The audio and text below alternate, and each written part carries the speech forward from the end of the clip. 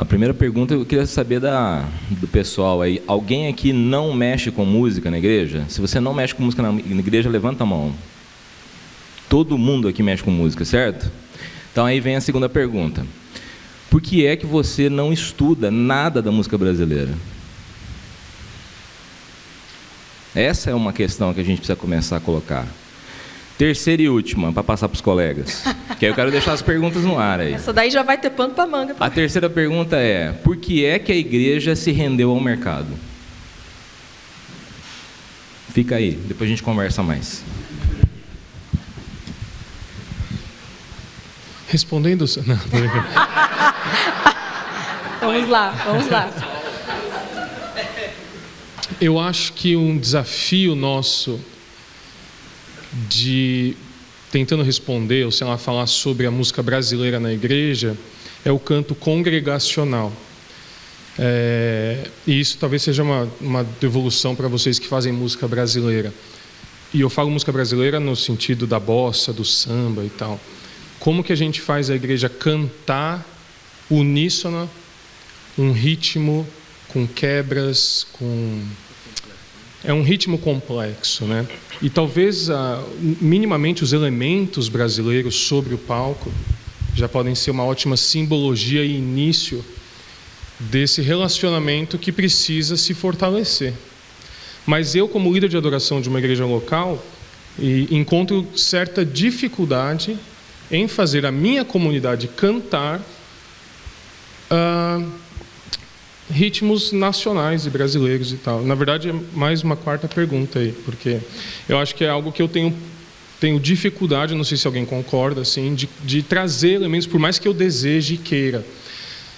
Agora, quando a gente usa hinos, por exemplo, que são estritamente europeus ou ocidentais, no sentido de que não tem nada a ver com a cultura ou nascimento brasileiro, né, africano, e esse ritmo latino que é o nosso, a igreja canta.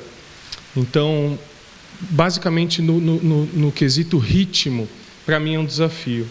Agora, algo que me incomoda muito é a falta de composição nacional. Isso que eu ia falar, é verdade. E menos em relação ao ritmo. E daí, e trabalhando muito com a música internacional, eu percebo que há um pré-julgamento de que a música internacional é adotada pelo brasileiro, sei lá por que motivo. Para mim, há um motivo só, que elas são melhores compostas na quantidade que são escritas. Então, quando a gente pega o catálogo, é isso que eu quero dizer, tá? O catálogo internacional de música, ele é pensado, estudado, composto a 25 mãos. Enquanto que o compositor brasileiro, se você compõe, acho que é algo que eu queria dividir com você, ele encontra um refrão no momento espontâneo de adoração dele no quarto dele e assume aquilo como música.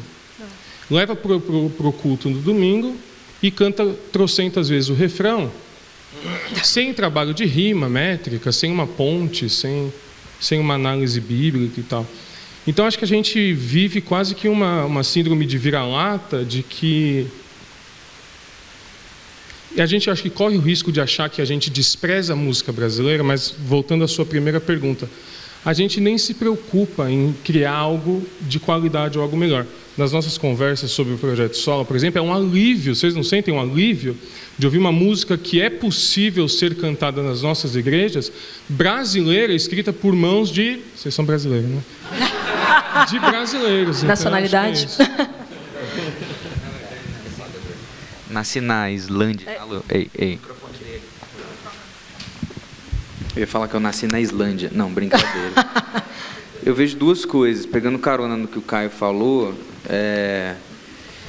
Tem duas coisas que a gente pode falar sobre música brasileira. Uma delas é muito ruim, eu vou começar com a ruim, que é o vitimismo. Da gente assumir a posição de vítima e falar assim, ninguém compõe música brasileira, ninguém compõe samba, ninguém compõe forró, ninguém compõe maracatu, e a gente sempre assumir a posição de vítima e não assumir a posição de produtor. Agora, para assumir a posição de produtor de conteúdo, compositores, produtores mesmo de música, para fazer arranjos e tudo mais, é necessário estudo. Infelizmente, o que a gente tem visto em uma grande quantidade de conteúdo, todas as vezes que a gente vê cristãos produzindo arte cristã para o culto, infelizmente eu vejo pouco estudo. O que eu quero dizer com isso?